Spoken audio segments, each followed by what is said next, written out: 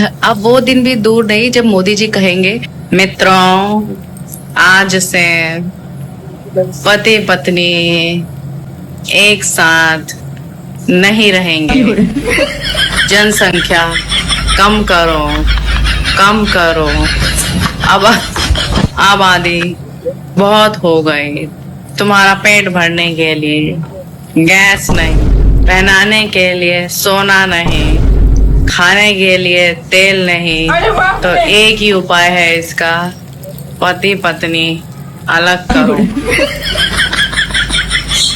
Sorry.